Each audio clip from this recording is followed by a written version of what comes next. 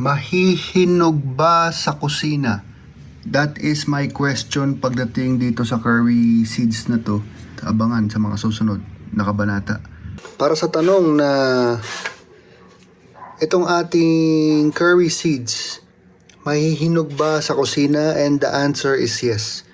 Ayan o, lambutan nyo. Puputok na yan o. Pwede na tong itanim. Ngayong alam na natin na nahihinog siya sa kusina, pwede rin natin bunutin yung mga malalaki kahit pula pa. Bilis na nga oh. Curry plants. Bago ako maunahan ng ibon, ayun oh, lucky oh. So yun, may natutuhan tayo. Once nagpupula na siya, gin yan. Hintayin mo lang mahinog sa sa kusina. Nilagay ko na yung iba. And eto pa. Boom, shakalaka. At ito, samahan nyo ako. Itatanim natin. Welcome sa aming munting nursery. Dito ko po itinatanim ang mga curry seeds. Pero bago yan, bunutin muna natin itong mga tumubo na. Kamukha nito. Ang dami! Wow! Yan, that's one. Ang curry po ay kamag-anak ng kalamansi. Kaya naman gano'n ang itsura ng bunga, pati ng baby na halaman. Aw. Ayan siya, aw. Aw. Meron tayong 4 na baby. Tatanim natin to. Itong mga bago natin na pinahinog sa kusina. Gusto ko siyang pinipisil. Para konti na lang ang pasakit sa buto. Nauusbong. Ayan yung buto niya. Kulay green sa loob. Ayan. Pisilin lang natin. Huwag mo na ihiwalay kasi magagamit niya yung tubig ng pinanggalingan niyang prutas. Ito pong nakikita niyo dito ay halo ng rice hull at saka ng compost namin na gawa sa ating kitchen scraps and garden scraps. Libing! Oh!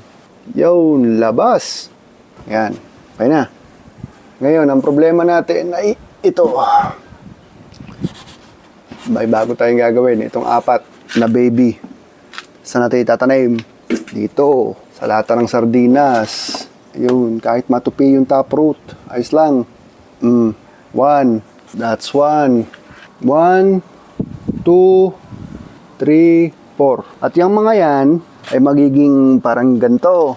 O ha? Ngayon, pag nag-uugat na, lalabas sa puwet yung ugat niya, kakapit na yan sa mas malaking paso. Parang ganito. Ayan o. O.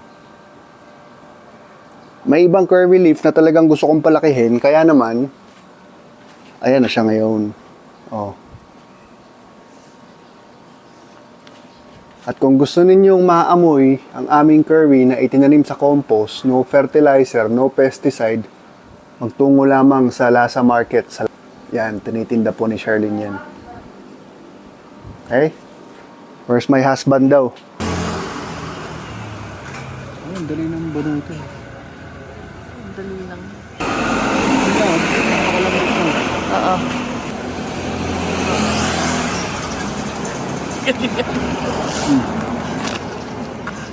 Ulot ako. Pwede yan?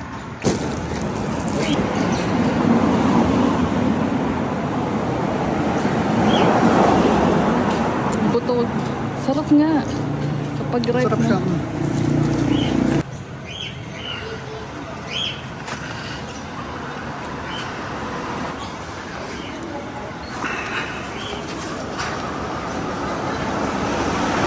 Nag-offer kami ng leche flan. Okay na daw.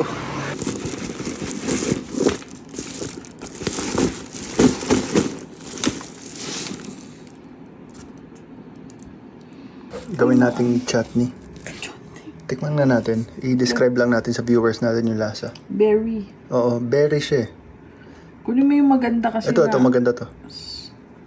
Yan, hindi ko alam kung galing sa puno o galing sa sahig.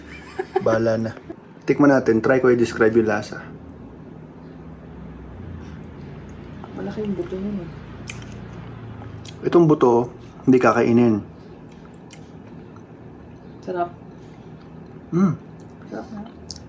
Imagine mo yung dahon na ginawa mong matamis. Masarap. Na minty. May minty pa. Oo. Na may spices na hindi ko ma-describe. Para kang kumain sa mamahaling restaurant. Aalis ka tapos tatanong mo, ano kaya meron dun? Parang ganun yung feeling.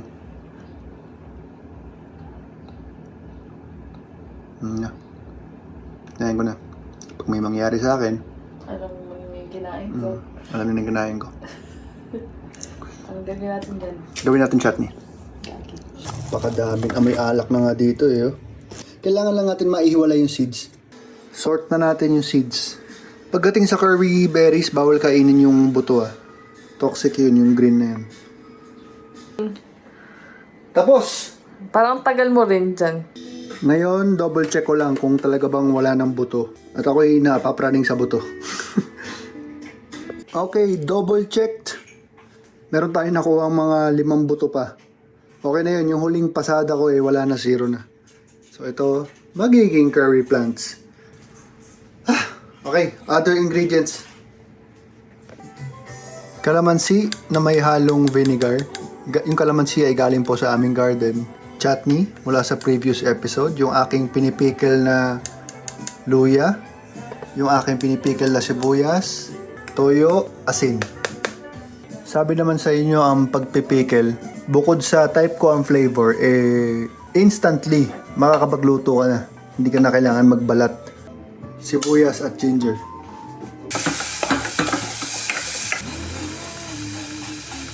Chutney from the past episode. Game. Ito na, buhos na, kamado na.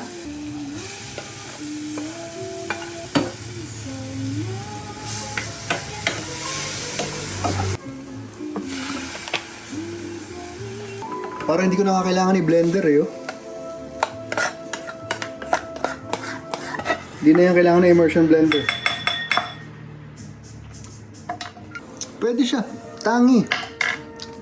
Yan ang kanyang profile, tangi. Parang pwede nga siya sa ice cream eh. Okay, nagbukas lang ako ng kandila, no? Hindi naman kami nagluluksa. Para lang makatulong kasi interesado yung fruit fly sa seeds. Ayan. Okay naman, gumagana naman. Gawa tayo ng charcuterie. Ganyan lang kakonti. Para lang ma-test itong ating curry. Yung honey, nasa kabilang bahay. So ito, sobrang leche flan ni Charlene. Ito yung curry chutney. Basil na galing sa freezer. Bougainvillea, pangkulay lang. At mozzarella. At saka itong stick na to ay rosemary. Ganun sila sa lahat. Tikman nga natin. Ayan. Tikman natin. Pag umubra, ito na gagawin kong appetizer para kila Andy at Eileen. Let's see.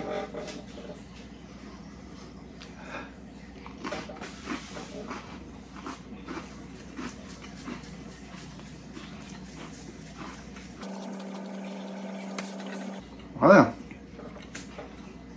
Nakapanibago yung curry. Okay lang.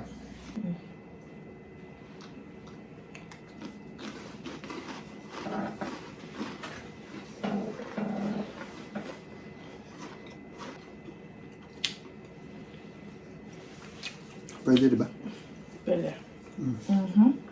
Sarap. Pagka ganun pa lang yun, ganyan na. Naamoy mo na yung curry. Naamoy na ng bibig mo.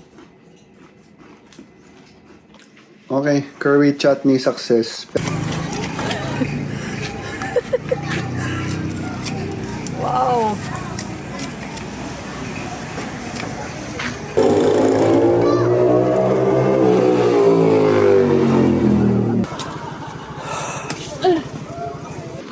Thank you po. Tabi. Salamat po. Yeah.